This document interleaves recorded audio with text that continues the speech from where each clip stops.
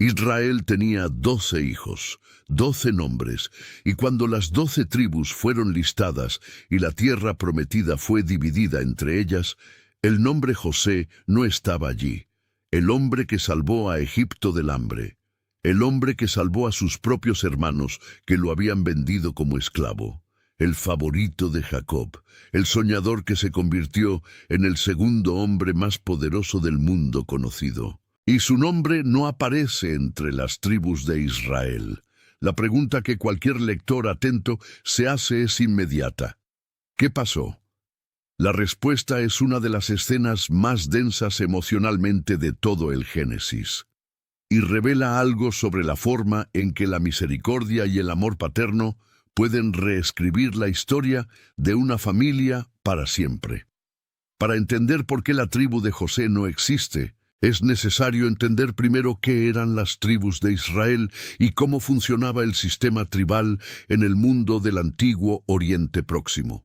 Una tribu no era simplemente un grupo de personas con el mismo apellido, era una unidad territorial, jurídica, religiosa y económica. Era la estructura que determinaba dónde vivía una familia, de qué tierra sacaba el sustento, con qué grupo guerreaba, en qué localidad construía su altar. Cuando la tierra de Canaán fue conquistada bajo Josué, la división entre las tribus fue la decisión más consecuente que aquella generación tomó, porque definía el futuro de cada familia por generaciones. Tener el propio nombre entre las tribus era tener una herencia concreta, mensurable, plantable, habitable. El sistema de las 12 tribus de Israel se remonta directamente a los 12 hijos de Jacob, llamado Israel tras el episodio del wrestling con el ángel en Génesis 32:28. Los nombres de los 12 hijos de Jacob eran Rubén, Simeón, Leví, Judá, Isaacar, Zabulón, hijos de Lea, Dan y Neftalí, hijos de Bila, sierva de Raquel, Gad y Aser, hijos de Silpa, sierva de Lea, y los 2 hijos de Raquel, la esposa amada, José y Benjamín, 12 nombres, 12 hijos, y la expectativa natural era de 12 tribus correspondientes. Pero la matemática no cerraría de esa forma, y la razón por la que no cierra es una historia que comienza en Egipto, décadas antes de la división de la tierra, en un lecho de muerte donde un hombre ciego y muy anciano hizo una declaración legal que cambió la estructura de la herencia familiar para siempre. Jacob había bajado a Egipto al final de su vida, cuando el hambre en Canaán se había vuelto insoportable, y cuando descubrió que el hijo que había dado por muerto durante 22 años estaba no solo vivo, sino gobernando el mayor imperio del mundo conocido. Génesis 45, 26-28. Registra el impacto de la noticia en Jacob.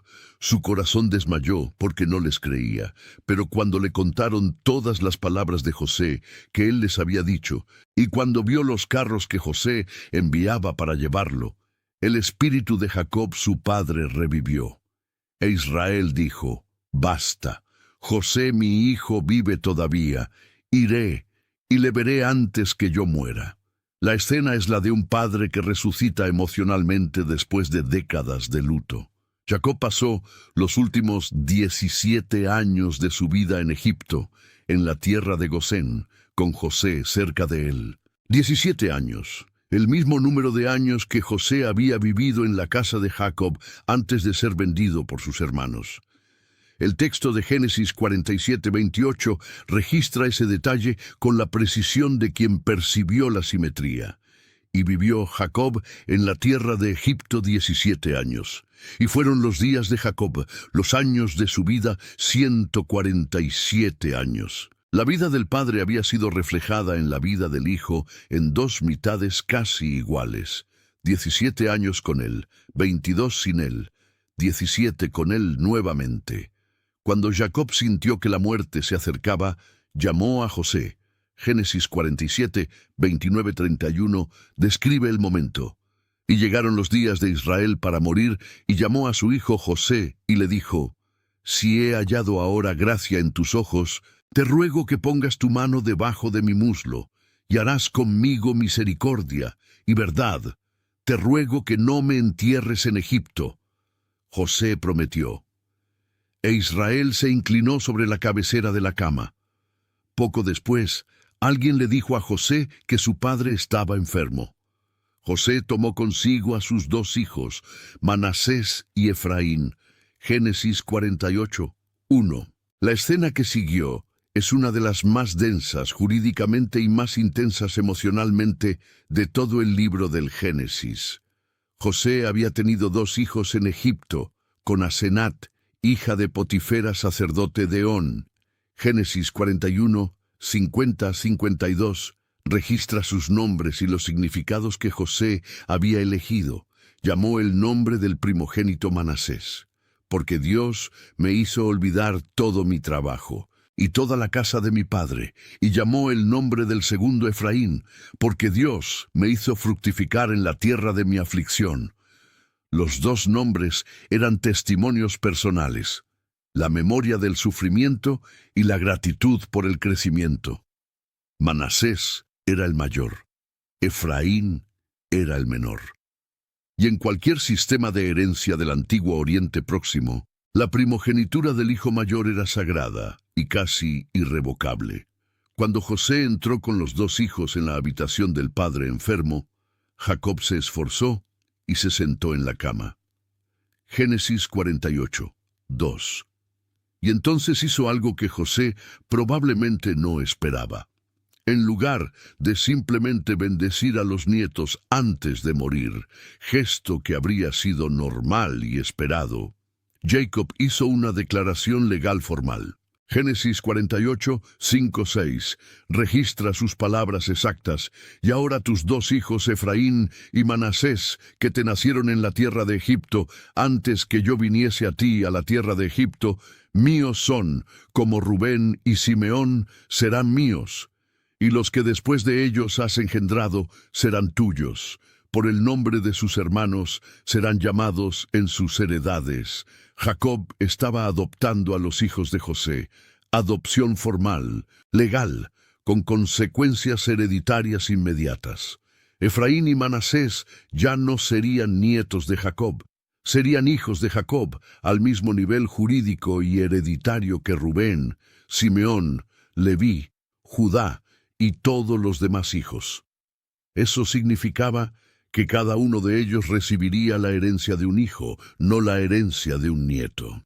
Y significaba que José, el padre biológico, dejaría de existir jurídicamente como hijo con derecho a herencia territorial propia, porque su herencia había sido distribuida entre los dos hijos que ahora eran legalmente hijos de Jacob. ¿Por qué Jacob hizo esto? El texto no lo explica explícitamente, pero el contexto proporciona capas de respuesta que los lectores del Antiguo Testamento reconocerían. La primera capa es la de la bendición doble. En el sistema de herencia del antiguo Oriente Próximo, el hijo mayor recibía una porción doble de la herencia. Deuteronomio 21:17 codifica explícitamente ese principio. Le dará porción doble de todo lo que tuviere. El hijo mayor de Jacob era Rubén, pero Rubén había perdido su primogenitura por haber ido al lecho de Bila, la concubina de su padre. Génesis 35:22, confirmado en 1 Crónicas 5:1. La primogenitura había pasado a otro, y al adoptar a los dos hijos de José y dar a cada uno la herencia de un hijo entero, Jacob estaba efectivamente dando a José la porción doble que correspondía al primogénito. José estaba recibiendo, a través de sus hijos, el doble de lo que cualquier otro hijo recibiría. Era la bendición del primogénito, redistribuida de forma que preservaba el amor particular de Jacob por José, sin violar completamente el orden de los demás hermanos. La segunda capa es la de la memoria. Al hacer a Efraín y Manasés hijos legales suyos, Jacob garantizaba que el nombre de José no desaparecería del mapa de Israel, sino que aparecería dos veces. Lo que parece a primera vista una eliminación del nombre es en realidad una multiplicación. José no tendría una tribu, tendría dos. Y esas dos tribus, a lo largo de toda la historia posterior de Israel, serían constantemente identificadas como la casa de José o hijos de José en los textos proféticos. Ezequiel 37:16, en la visión de los dos palos que se unen, menciona explícitamente el palo de José en mano de Efraín. El nombre de José persistió en los textos proféticos, políticos e históricos de Israel durante toda la monarquía dividida, durante todo el período de los profetas, hasta el exilio. La tercera capa es la emocional, y es la que el texto más deja entrever. Génesis 48:11. Registra a Jacob diciéndole a José: «Yo no pensaba ver tu rostro, y he aquí que Dios me ha permitido ver también a tu descendencia». El padre, que había pasado 22 años llorando sobre la túnica ensangrentada del hijo favorito, que se había negado a ser consolado porque había bajado llorando a su hijo al Seol, Génesis 37:35, ese padre estaba ahora mirando no solo al hijo, sino a los nietos del hijo. Y el gesto de adopción era la forma más permanente, más jurídicamente definitiva, más culturalmente elocuente de decir: «Tú eres mío». Siempre lo fuiste. Lo que se perdió está siendo recuperado con creces. Y entonces llegó la parte que José no había esperado. José posicionó a los hijos para la bendición. Manasés a la derecha de Jacob, a su mano derecha, que era la mano de mayor honor, y Efraín a su izquierda. Era el posicionamiento correcto y esperado. El hijo mayor a la derecha, recibiendo la bendición de la mano más fuerte. Génesis 48:13. Y extendiendo Israel su mano derecha, la puso sobre la cabeza de Efraín, que era el menor, y su mano izquierda sobre la cabeza de Manasés, colocando así sus manos de forma cruzada, aunque Manasés era el primogénito. Génesis 48:14. Jacob cruzó las manos, deliberadamente. El gesto no fue un accidente de un hombre ciego que no sabía dónde estaban los niños, porque el texto ya había establecido que los niños fueron posicionados intencionalmente por José. Jacob sabía exactamente lo que estaba haciendo, y José se disgustó. Génesis 48:17 registra: Cuando vio José que su padre ponía la mano derecha sobre la cabeza de Efraín, le pareció mal, y asió la mano de su padre, para cambiarla de sobre la cabeza de Efraín a la cabeza de Manasés. Y dijo José a su padre: «No así, padre mío, porque este es el primogénito. Pon tu mano derecha sobre su cabeza». Pero Jacob se negó. Y las palabras que usó para explicar la negativa son teológicamente de las más densas de todo el Génesis. Génesis 48:19. «Yo lo sé, hijo mío, yo lo sé. También él vendrá a ser un pueblo, y también será engrandecido. Pero su hermano menor será más grande que él, y su descendencia formará multitud de naciones». La expresión hebrea usada para la multitud de naciones, Melo Hagoyim, es excepcional. Es la misma expresión que los textos rabínicos posteriores asociarían a la idea de totalidad y plenitud. Jacob estaba diciendo que la descendencia de Efraín se convertiría en la plenitud, la completud, la medida de todas las naciones, y los bendijo ese día poniendo a Efraín antes que a Manasés. Génesis 48:20. El patrón que Jacob estaba repitiendo era el mismo que había marcado su propia historia y que había marcado la historia de sus predecesores. Isaac había sido el elegido, no Ismael, el menor siendo de hecho el heredero de la promesa, no el primogénito natural. El propio Jacob había recibido la bendición en lugar de Esaú, el segundo hijo sobre el primero, en una escena de tal intensidad dramática que le había costado a Jacob 20 años de exilio del hogar paterno. Y ahora Jacob repetía el patrón. invirtiendo el orden de sus nietos, con la misma deliberación con que su padre Isaac lo había distinguido sobre Esaú, excepto que esta vez la inversión era consciente, explicada, y no el resultado de engaño. El hijo menor, una vez más. El más pequeño, recibiendo la bendición mayor. El patrón era demasiado consistente para ser accidental. La elección de Efraín sobre Manasés produjo efectos históricos verificables que se extendieron por siglos. Efraín se convirtió en la tribu dominante del reino del norte tras la división de la monarquía en 931 a.C., cuando las 10 tribus se separaron de Judá y Benjamín. Tanto que los profetas frecuentemente usan el nombre Efraín como sinónimo de todo el reino del norte, no solo de la tribu específica, sino de todo el conjunto de las 10 tribus que se habían separado de Jerusalén. Oseas usa el nombre Efraín más de 30 veces para referirse al reino del norte. Isaías 7:2 habla de Damasco y Efraín como los dos poderes que amenazan a Judá. Jeremías 31. En 9 registra la promesa de restauración con las palabras: «Yo soy padre de Israel, y Efraín es mi primogénito», usando el nombre de Efraín, el hijo menor de José, como el nombre que representa a todo el Israel del norte. La bendición de Jacob había funcionado, no de forma inmediata. Efraín no era mayor que Manasés durante la vida de Josué o de los primeros jueces.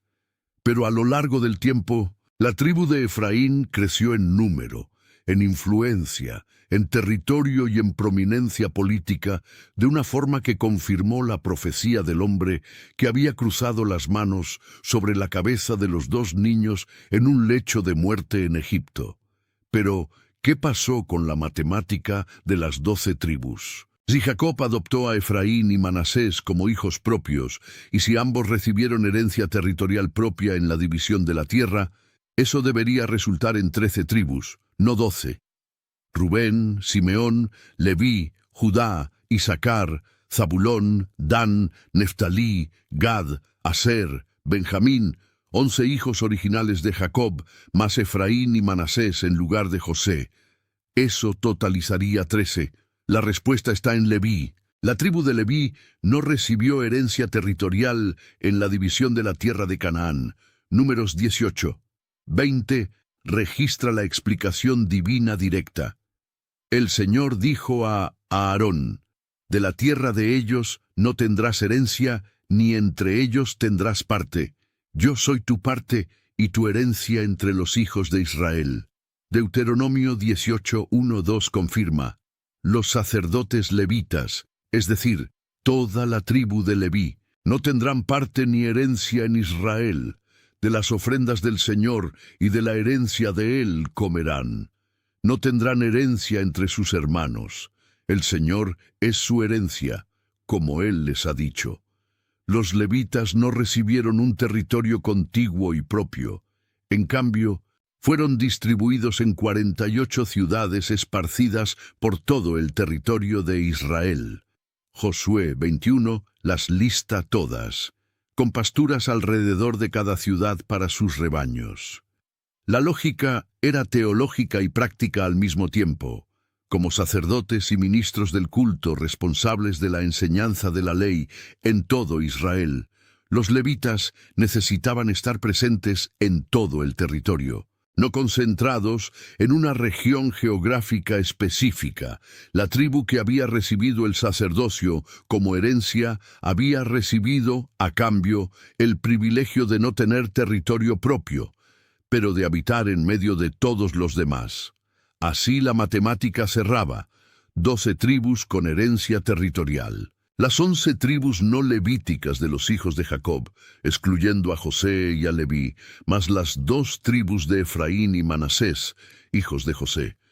11 menos 2 más 2, 11, y con Leví fuera del recuento territorial, 12. La estructura se mantenía, el número sagrado permanecía intacto, y el nombre José, en lugar de desaparecer, estaba presente 2 veces. en la forma de las tribus de los 2 hijos que un padre moribundo había adoptado en un lecho en Egipto. Números 26, el segundo censo de Israel en el desierto, lista las tribus con sus contingentes militares. El nombre José no aparece, pero sí aparecen la tribu de Efraín y la tribu de Manasés, cada una con su propio recuento, cada una listada como unidad independiente equivalente a cualquier otra tribu. Y la herencia territorial descrita en Josué 16 y 17 confirma: los hijos de José, Manasés y Efraín, recibieron su herencia. Josué 17, 14, 18 registra incluso una queja de los hijos de José a Josué. ¿Por qué nos has dado por heredad una sola suerte y una sola parte para heredar, siendo nosotros un pueblo tan grande, ya que el Señor nos ha bendecido hasta ahora? Josué respondió con firmeza que si eran un pueblo numeroso, subieran al bosque y desmontaran tierra para sí. La doble herencia generaba expectativa de más, y Josué no cedió. Lo que sucedió con el nombre José a lo largo de la historia posterior de Israel es revelador. Nunca desapareció completamente. Reaparece en contextos específicos y significativos. El Salmo 81, cántico de súplica por el pueblo del norte, comienza con la invocación: escucha, oh pastor de Israel, tú que pastoreas como a ovejas a José. El profeta Amós 5:6 exhorta: buscad al Señor y viviréis, no sea que acometa como fuego a la casa de José. Ezequiel 37:19, en la visión de la reunificación del pueblo dividido, profetiza: he aquí, yo tomo el palo de José que está en la mano de Efraín, y a las tribus de Israel sus compañeros, y los pondré con el palo de Judá, y los haré un solo palo. El nombre José funcionaba como palabra clave para el conjunto de las tribus del norte, como símbolo de la herencia de las 2 tribus, como vínculo que conectaba a Efraín y Manasés con su origen común. Apocalipsis 7, 4, 8, en el Nuevo Testamento, lista a los 144,000 sellados de las 12 tribus de Israel. La lista incluye a José y a Manasés, y omite a Dan y a Efraín. Es una de las configuraciones más debatidas por los estudiosos del Apocalipsis, porque la lista no corresponde a ninguna de las listas tribales del Antiguo Testamento. La omisión de Dan ha generado especulación desde los primeros siglos. Algunos padres de la Iglesia, incluyendo Ireneo e Hipólito, sugirieron que el anticristo vendría de la tribu de Dan, basándose en Jeremías 8:16 y en la bendición de Jacob, en Génesis 49:17. La inclusión de José junto a Manasés, sin Efraín, es igualmente enigmática. Lo que la lista del Apocalipsis confirma, como mínimo, es que el nombre José permaneció vivo en la memoria y en la teología de Israel a lo largo de toda la historia del pueblo hasta el final del canon bíblico. Hay una ironía profunda en la trayectoria de José que la estructura tribal hace visible. El hombre que fue vendido por sus propios hermanos por 20 monedas de plata, que fue llevado a Egipto como esclavo, que fue falsamente acusado y encarcelado, que ascendió al poder sin que sus hermanos supieran que era él el administrador ante quien se inclinaron. Ese hombre no recibió una tribu con su nombre, recibió 2. Al hombre al que se le negó el pertenecimiento al grupo de los hermanos, se le duplicó el pertenecimiento. El hijo al que el padre había amado más que a todos los demás hijos, y cuyo amor excesivo había generado el odio de los hermanos y la tragedia de toda la familia, ese hijo terminó con la herencia mayor, la porción doble, el nombre grabado 2 veces en el mapa de Israel. Génesis 50, 19-21. Preserva las palabras que José les dijo a sus hermanos después de la muerte de Jacob. Cuando ellos temieron que él se vengara, no temáis. ¿Acaso estoy yo en lugar de Dios? Vosotros pensasteis hacerme mal, pero Dios lo encaminó a bien para hacer lo que vemos hoy, para mantener en vida a mucho pueblo. Ahora, pues, No tengáis miedo, yo os sustentaré a vosotros y a vuestros hijos. Así los consoló y les habló al corazón. Era el hombre más poderoso de la familia, que podía destruir, que tenía razón suficiente para destruir, eligiendo nombrar el propósito mayor en lugar de la ofensa personal. Y Dios había nombrado ese propósito de una forma que la propia estructura de las tribus de Israel hacía permanentemente visible. Donde debería haber un nombre, había dos. La tribu de José no existe. Pero la herencia de José está en todas partes en el mapa de Israel. Dividida, multiplicada, duplicada por la decisión de un padre anciano que cruzó las manos sobre la cabeza de dos niños y dijo, con la claridad de quien había aprendido por propia experiencia, que el menor a veces recibe lo mayor. Yo lo sé, hijo mío, yo lo sé. Si esta historia sobre la tribu que no existe, y existe 2 veces, te sorprendió, suscríbete al canal y compártelo.